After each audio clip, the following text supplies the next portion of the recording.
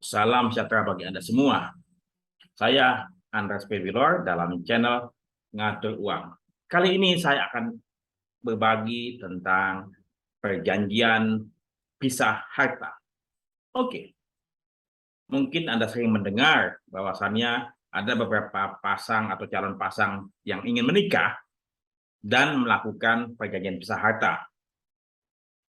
Tapi ada juga yang berpikir perjanjian pisah harta tersebut seakan-akan kita tidak percaya kepada calon pasangan kita.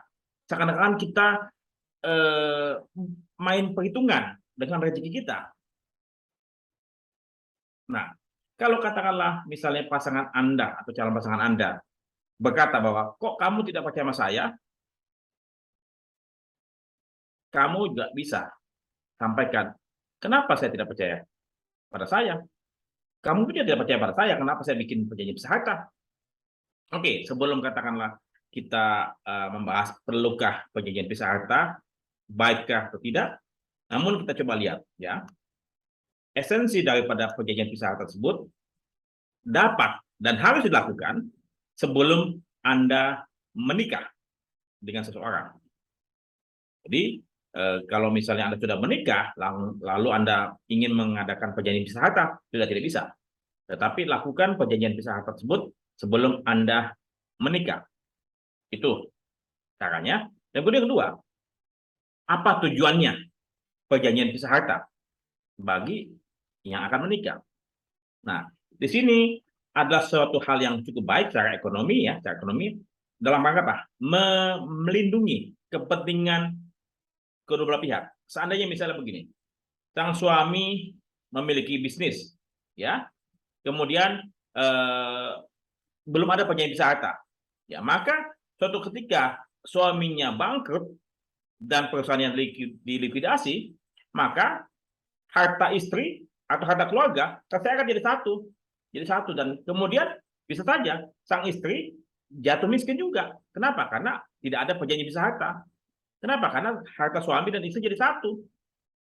Ya, sehingga suatu ketika kalau suami punya usaha bankrupt, bangkrut, tutup, maka segala kewajiban yang ada pada diri suami akan ya melekat juga pada istri. Nah, ini berbeda kalau katakanlah pada waktu mereka mau menikah dilakukan perjanjian pisah harta, maka apapun yang terjadi pada bisnis suami, maka suamilah yang akan bangkrut usahanya. Tapi sang istri tidak. Sang istri masih punya hartanya. Nah, begitu pun sebaliknya, kalau kata tadi istrinya punya usaha juga, sang suami punya usaha, bisnis istri bankrupt, gagal, maka harta suami juga tetap aman. Ini tujuannya apa?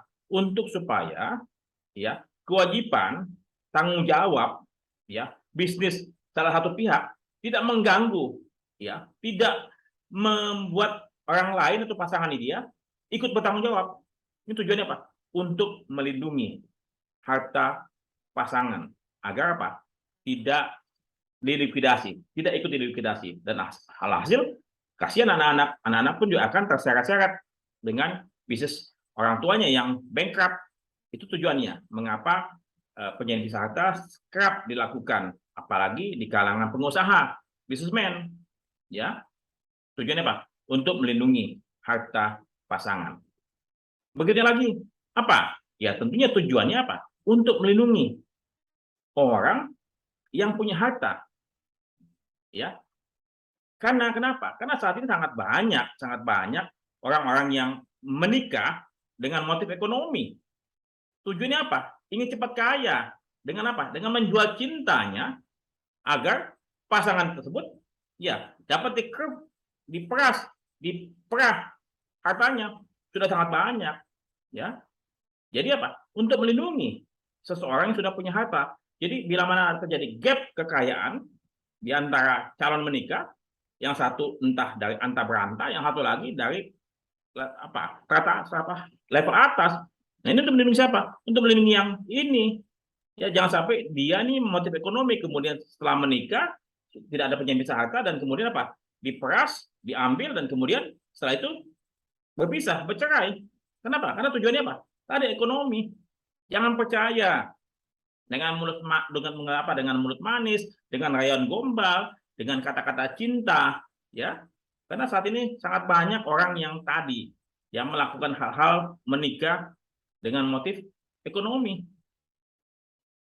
Jadi perjanjian pisah harta tersebut sangat baik bila mana tadi ya salah satu ataupun dua-duanya melakukan bisnis untuk melindungi untuk melindungi harta salah satu pihak ya yang tidak bankrupt. Dan kemudian kedua apa? Untuk melindungi bila mana ada seseorang yang menikah dengan motif ekonomi ya, menikah hanya untuk sesaat dan kemudian mendapatkan harta kemudian bercerai.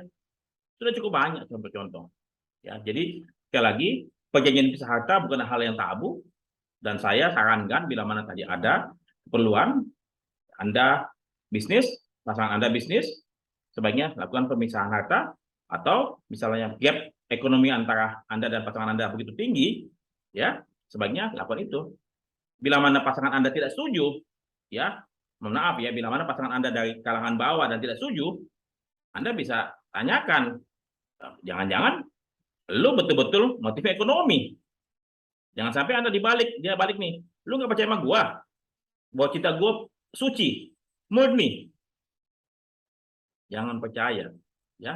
Berarti tanyakan lagi pada yang bersangkutan, kamu nggak percaya bahwa saya tetap akan mendukung kamu walaupun kita pisah harta, ya. Jadi kembali lagi, ini adalah antara keikhlasan daripada semua pihak untuk dapat melakukan hal ini untuk kebaikan semua pihak, ya. Jadi sekali lagi, perjanjian pisah harta Anda tetapkan dan dilakukan sebelum Anda menikah. Dan saya mendukung bila mana tadi ada kebutuhan untuk hal tersebut, saya mendukung, tapi keputusan di tangan Anda. Karena Anda lah yang akan menjalani kehidupan ini bersama pasangan Anda. Dan jangan sampai Anda menyesal tidak mendengarkan kata-kata saya. Oke? Semoga Anda berbahagia dengan pasangan dan anak-anak Anda. Salam dan sampai jumpa.